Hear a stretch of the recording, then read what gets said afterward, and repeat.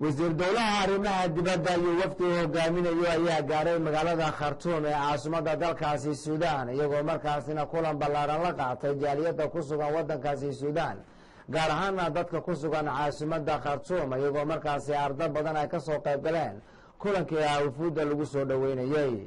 wariyahayaga Maxamuud Cabdilcasiis ayaa warkan magaalada Khartoum nooga soo diray wasiiru dowlaha wasaaradda arrimaha dibadda ee dowladda Soomaaliya Dr. Maxamed Nuur Gacal iyo wafdi uu hogaaminayo ay kamid ahaayeen Ismaaciil Yuusuf Cismaan agaasimaha waaxda waxbarashada sare iyo Daawud Maxamed Makaraan agaasimaha waaxda dalladaha iyo waxbarashada gaarka ah ayaa kulan kula qaatay caasimadda dalka Suudaan ee Khartoum qaar kamid ah ardayda iyo jaaliyadda Soomaaliyeed ee ku dhaqan dalka Suudaan kulankan oo ay soo qaban qaabiyeen madaxda midowga ardayda Soomaaliyeed ee Suudaan ayaa waxaa ka soo qayb galay qaar kamid ah howlwadeenada safaaradda Soomaaliyeed ee dalka Suudaan oo horkacayay safiirka Soomaaliya u fadhiya dalka Suudaan Ambassador Maxamed Cabdullaahi Ugaas gudoomiyaha jaaliyadda Soomaaliyeed ee Suudaan iyo gudoomiyaha xisbiga nabadda iyo horumarka qaybtiisa Suudaan Dr. Cabdinuur Ambassador Ugaas ayaa ugu horreyn soo dhaweeyay wafdiga sidoo kalena waxa uu mahadceliyay ururka ardayda Soomaaliyeed ee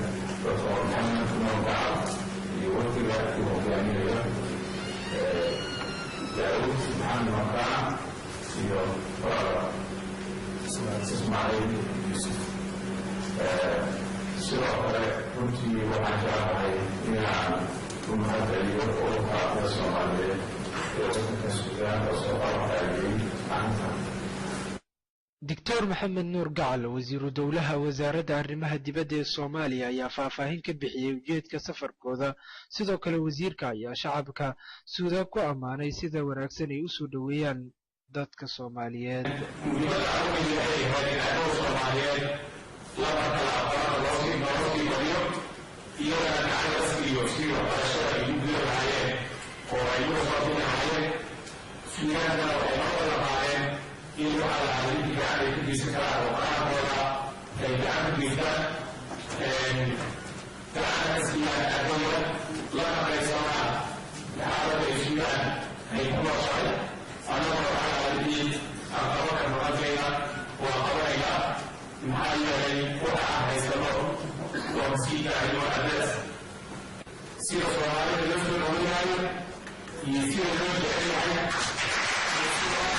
gabagabadii kulanka qaar kamid ah ka soo qaybgalayaasha kulankani ayaa su'aalo weydiiyay wasiiru dowlaha Maxamuud Cabdilcasiis Cabdisamed TV-ga caalamiga ee Kalsan magaalada Khartoum